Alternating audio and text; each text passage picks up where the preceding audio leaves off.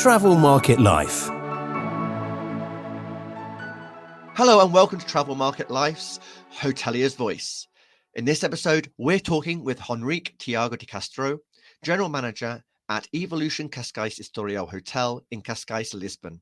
We'll be talking cultural awareness in hospitality as we look at why it's important to understand cultural settings to be a professional in hospitality, growing and developing hospitality careers, making hospitality more appealing, and the difference of lifestyle hotels.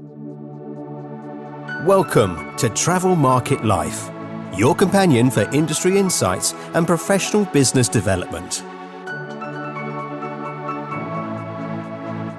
Travel Market Life. Join us by webcast, video or podcast. Online now is Henrique Tiago de Castro. Thank you very much for joining me. Now, we met at the IHTF in Barcelona, where you did your presentation on localization versus globalisation, which I found absolutely fascinating because it was really your own personal experience. So today, Henrique, we're really going to go into your background as a hospitality professional and what learnings we can take from that. Are you ready? Let's do this. Well, thanks again for joining us. So that presentation, where did it come from? Where did the idea of actually talking to people about this need to blend global branding and cultural identity come together, and then you realizing the amount of experience that you have? So when I started speaking to the leadership team of IHTF, they gave me a list of topics. And I felt that was the one that I could add more value, given my international experience and now my more local experience back in Lisbon. So that's really how it started. And then I started writing some ideas on a paper, and it ended up being like you saw it. Yeah, it was really interesting because, I mean, we're going to delve into a bit more deeper in a moment about your career experience and where you've been in the world. But it's this point that it's understanding culture. Why is that so important as a hospitality professional? Yeah, I think culture is the ultimate form of respect when you are outside of your country. I really like to get to know the culture well so I can show that I care, especially if you are trying to blend in. I think this is how you see that people are putting an effort into blending into a new culture, really. I've had to adapt to multiple cultures, from European to Asians. Pretty much Northern Europeans, Southern Europeans are very different. And yeah, I think being interested in how they are, it's what twists the coin when you have to ask somebody to do something for you. So if you don't do that before, it makes it much harder. And this is both your experience of working with teams in different countries and also, I guess, having people from different countries working in your hotels, but also how you deal and service the guests. Yeah. So when you service guests, I think you really need to be great at profiling people, not only nationality-wise, but also in the mood of the guest. Germans don't like to be served the same way as Thais. Arabs don't like to be served the same way as Greeks. So even though we are all humans, I think you really need to read the person in front of you and cater to them and to their needs. Now, you were saying that you have worked all across the world in different places. Tell us some of the places that you have actually spent a significant amount of time working within a hotel. Sure. So I started off in Greece, in Mykonos, which I've done my first internship. Was lovely. I was a beach bar supervisor, so it was probably one of the best job titles I've ever had in my career. Then I went to Munich in Germany. After that, I went to Düsseldorf, also in Germany. Then I was invited to go to Serbia. Serbia was a really fascinating country. I wasn't expecting to land in Serbia when I definitely left Portugal when I was 18. After that, I shortly stopped over in Porto. I didn't really like it in Portugal. I resigned and I went as far away as I could, because we were going through a very negative state of mind. It was like the 2008 crisis had arrived to Portugal, so it was a very negative mindset. And I wanted to go somewhere where I could add value and things were flourishing. So I ended up going to Bangkok in Thailand, where I've spent 1 year and a few months. I don't remember anymore. After that, I started dating my wife, and I moved back to Berlin. Then after Berlin, Edinburgh, and after Edinburgh, Lisbon. So this is how it went. You've been around the world. You've definitely got those flags in many places. That's absolutely fantastic, fascinating, and amazing that an industry like hospitality can take you so far around the world and have those experiences. But what about languages, Henrique? How many languages do you speak? I think I speak 4 languages fluently, being Spanish, French, German, actually 5, sorry. German, Spanish, French, Portuguese, and English. So yeah, I was very bad at languages, if you ask me, Ryan. I was always failing my English exams back when I was a young boy here in Cascais. So I think the best way to learn languages is to go out there, drink some beers, and date some girls or guys, wherever you guys are into, from the local language. That's how I learned German, was going out with the German girls. And yeah, I think that's practice makes better. And definitely, I'm not one of the guys that learns a language sitting in a classroom style. So if you are not good at languages, learning it from a classroom, don't give up. Just go out in the world and discover what's out there for you. Now, you said you also worked in Serbia and in Bangkok. Do you speak those languages, or how did you get by when you were working in that environment? I've tried both. They're both very difficult because the alphabet is completely different. In one side you have Cyrillic, the other one you have Thai alphabet, which is a nightmare. I still remember sitting on those classroom style lessons, and for me it felt like drawing, really. Like I couldn't draw an A, or what an A represents in Cyrillic or Thai. So that would take me 10 minutes to try to get the letter right, you know? So it was very challenging. And at the end of the day, I looked at the global picture and I said, is Serbian or Thai going to be useful for me in the long run? Probably not. So I gave up after 2-3 months, I think both times. So what advice would you give to hospitality professionals that might be going to a country and they don't speak the language? And it's a bit like you going to Serbia and Bangkok. How do you get by? How do you be an effective team player? And how do you provide the services to guests when perhaps you don't have the local language? You just need to hand it over to somebody that speaks the language if you're talking to a local. I still remember when I was in Germany, I started working in Düsseldorf, and one of my first jobs was working in a telephone operator taking reservations. And I didn't speak German at the beginning. I was very poor in German. So I remember people calling me and asking me to book a room under the name Ryan Haynes. And I would ask them to spell out Ryan. You'd be like, what? Don't you know how to write Ryan? My name is Michael Schmidt. And I was like, no, sorry, sir, I don't know how to write it. No, put me to somebody that speaks German, please. So that's one of the most stressful moments of my life, was when I couldn't speak the language. But then again, like, you just have to show that you are humble and you are trying your best, and you just hand over to somebody that speaks the local language. But at the beginning, I think you need to put some effort in showing that you really care. So I think starting to learn the language, taking a basic course, you can always give up, but at least you showed you tried, you know?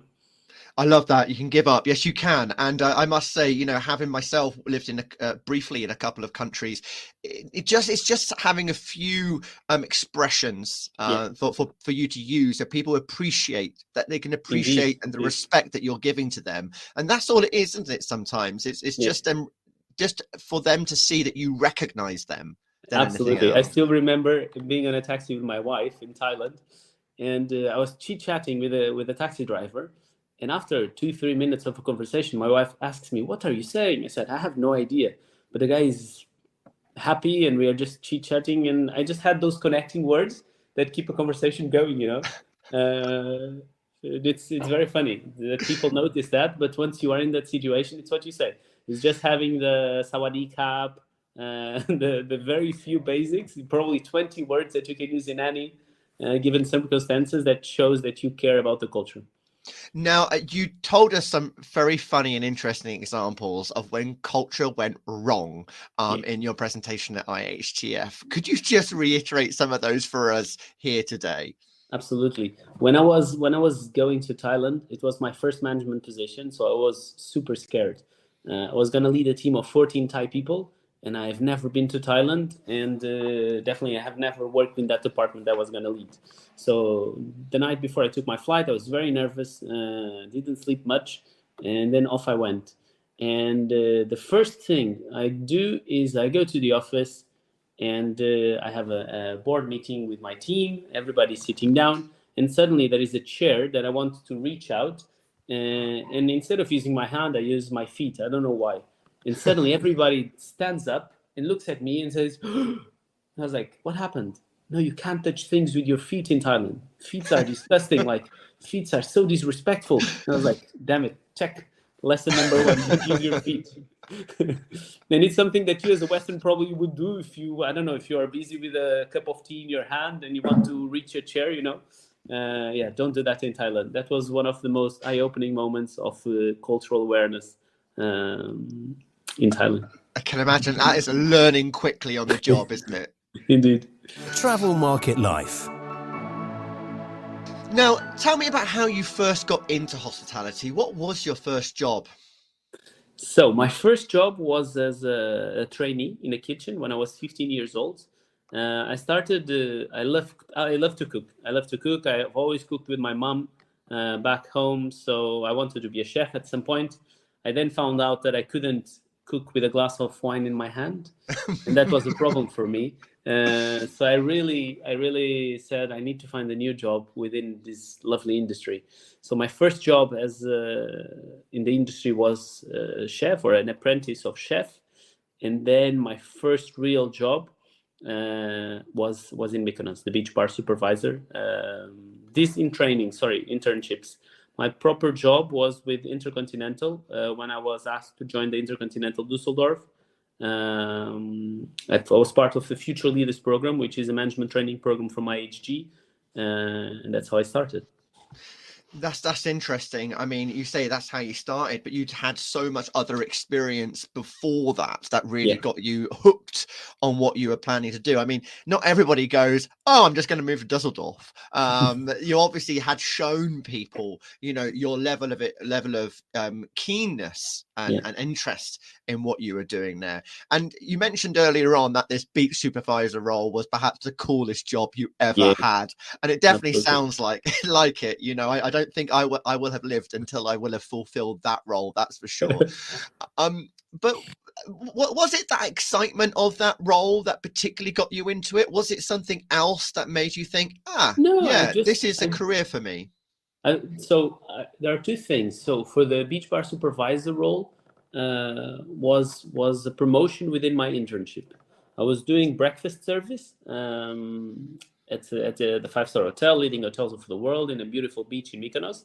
And suddenly the food and beverage department felt my motivation and asked me, do you want to go down to the beach? We'll give you an extra $200. So yeah, it sounds good. So that's how I started. But how I really felt that I was doing the right choice, it's when my dad and my mom visited me in Mykonos in that same hotel. And it was the end of my internship, so the season was about to finish.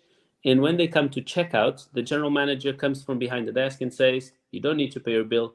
Your son was a wonderful worker, so we are very happy to invite you on your stay in Mykonos.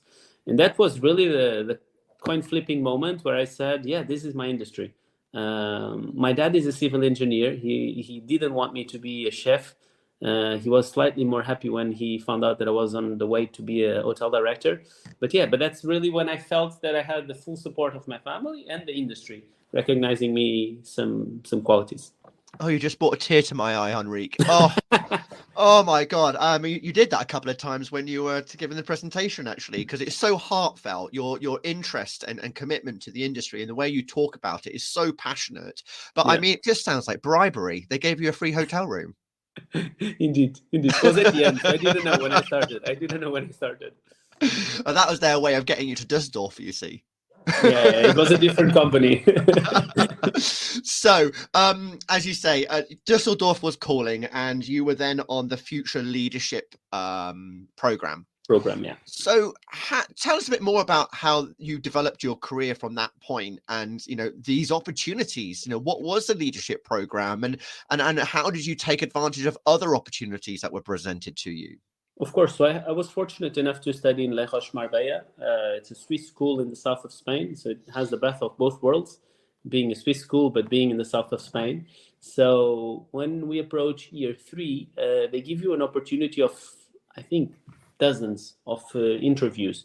So it's actually companies that fly to your university, and you can actually have proper interviews with them to seek for jobs. So I think I did probably 15, 20 interviews, many of them to companies that I never wanted to work for them. But that was a way for me to get practice and to not to be nervous when the big interview would come up. So Future Leaders Program was one of the most interesting job offers I got at the moment back then when I was leaving university, and was probably one of the most challenging assessment centers that I've ever done in my life. I've been GM in two properties where I'm still now, and Mama Shelter, Lisbon, and the assessment and how you get to the program is very challenging. But then it's very rewarding. It's basically the program used to work that it's 24 months. And within those 24 months, you have to rotate to hotels. So that's how I ended up in Düsseldorf. So they sent me to Düsseldorf. And after 12 months, I was sent to Serbia. And yeah, that's a great way for people that are leaving university to get into the industry. All the big companies have these programs, and even smaller companies are starting to do these programs because they see it's a great way to captivate talented graduates and not to lose them to other industries. Nowadays, hospitality professionals are being used in a lot of industries, from luxury retailing to banking. Any touch point with customer service, people are hiring hoteliers to fill up those jobs. So yeah, I think it's a cool way that was being used in the past, and it's still being used nowadays to captivate talented people. So now tell us about your current job and what you're doing. Yeah, I'm general manager of one of the coolest hotels in Portugal, I would say. We have a lifestyle hotel that it's beachfront, so you are 100 meters away from the beach. We have 400 restaurant seats in the hotel. We have 2 bars, 2 restaurants, a sea view spa on the 6th floor, with 4 treatment rooms, an indoor pool, outdoor pool, conference area. So it's really one of the most beautiful hotels I've ever worked in. And yeah. Well, that sounds like definitely an upgrade from being a beach supervisor. I mean, a hotel by the beach, and you're in control of that. Why not? And so with that lifestyle hotel, it's kind of a new category. How can you describe it and let us know a bit more about, what people can expect either to work and to visit? Yeah, I think not long ago, hotels were pretty much dead from 9 o'clock to 6 o'clock in the evening, and some of them still are. Your typical corporate hotel. And I think lifestyle hotels, they came to fill up a gap where people like to be in beautiful places. I think hotels were, back in the days, always a gathering point of cities. Then they kind of stopped being a gathering point of cities for a few years, and now it's definitely coming back. I think you living in the UK, you definitely see London has multiple hotels where they're bustling, like their lobbies. I talk, for example, of the Hoxton Holborn. You go there and you try to find a chair to work on your laptop or on your iPad, and it's impossible. You need to be standing for half an hour to get a little chair to do a few emails. So they're super successful. So for me, lifestyle hotels are hotels that work around the clock, hotels that normally 50% of their revenues don't come from the rooms department. As probably know, normally 70 to 80% of the revenues of hotels come from beds. And in lifestyle hotels, normally it's not like that. And normally are hotels that are deeply rooted in the local community. Hotels that focus properly in food and beverage, in PR, in design. So it's, I think at the end of the day, it's an hotel that is willing to attract not only tourists, but also locals. Lovely. And I guess that is so important then, really understanding that cultural element, what reason are people there at the hotel, how you can service them, support them, and how can you then make them feel that relaxed state of mind whilst they're at the property. Indeed. Now, I mean, we've gone through a lot related to this idea of culture, localization, globalization, your experience growing through the ranks and developing as a career professional in hospitality. How can we support the next generation and make hospitality much more appealing? I think first the story needs to be sexy. I think people only talk of hoteliers for the long hours, the low pay, and I think that's not really like that for everybody. If you are motivated and if you are willing to put in the extra mile, you definitely can have a comfortable life within hospitality. I think that's the first thing, number one. And then I think the industry, the government, and the educational sector need to come together and work on it and invest in it. When I was living in the UK, I remember the army doing advertising on buses, for example, join the army, etc. I don't think we need to do advertising on buses, but we definitely need to communicate with a larger group of people. I don't even know how people in the UK, for example, end up in hospitality. Probably their parents worked somewhere. In Portugal, back in the days, we had a school that had a very good recognition in Estoril, where I'm based, and everybody talked about it. Now this school is tired, and it doesn't talk to the new generations anymore. So I think we really need to look at it from a bird's eye view and change the way we talk about our industry. I have a fantastic story to tell. I'm sure there are another 1,000 people that have a fantastic story to tell. So I would like to thank you, Ryan, to give me voice, to motivate future hoteliers and hopefully change the way people talk about hospitality. No, I completely agree with you. I've spoken to so many wonderful hospitality leaders across my Hoteliers Voice series who've got the same level of passion and intrigue as you do, level of commitment and need to dedicate. But I think that's the same with any role. You know, you absolutely need to give yourself to that profession and to allow yourself to develop and excel in that profession at the same time. And here in the UK, one of the areas that is certainly growing, which is quite great to see, is the area of apprenticeships, and that's where the government's giving a lot more support. And it is where you generally see not so many people go to university, but they start off their careers within the work environment, and that is where you have so much more influence, isn't it? When we were together, we talked about it. Germany has one of the best apprenticeship programs I've ever seen in my life. I remember being a graduate from an hotel management school that has big reputation, but I was competing on the same level with people that were just doing a paid internship from the German government. So I think hospitality is very practical. So there is a big niche of people that you can tap into that are not probably the best academic people, but are keen to work, are motivated, and want to do things with their hands. I remember when I did my psychometric exams when I was 16, the result was do something with your hands. And I was like, what the hell am I going to do? I'm going to be a farmer now? So yeah. So then finally is when you're interviewing people, when you're looking for people to join your hotel and their first time entering the hospitality industry, what do you look for in them? What do you hope to see when they come and have that conversation with you first time? Depends on the job, of course, but normally I look for attitude. It's a bit cliche, everybody's saying this, but it's really very hard to change the mindset of somebody that either doesn't want to work or is not motivated to work. So I look for grit as well. I like my teams to be resilient and hardworking. That being said, I also work a lot on well-being. I used to say that I was the hotelier with the best personal life balance. I'm not so sure anymore. Well, now I'm on parental leave, so I am. But yeah, I think it's very important for you to look for people that within those 8 hours that they are working, they really give their best.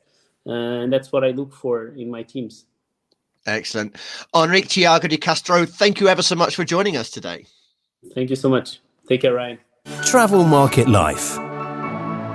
So that was Henrique Tiago de Castro talking to us about his experiences developing his career in hospitality. Check out some of our other Hoteliers Voice interviews. We are already on season 4, and we're looking forward to hearing some more stories from you. So if you have a story to share, please contact us, team@travelmarket.life. Thanks for listening. Ciao for now. Travel Market Life is backed by Haynes Marcoms, a B2B marketing communications PR consultancy, specializing in the technologies, travel, hospitality, and property sectors. For more, go to Travel Market Life. The music Sensation by Zach Nelson is reproduced under license from Storyblocks. Travel Market Life is a Haynes Marcoms digital marketing agency production, serving the travel and technology industries.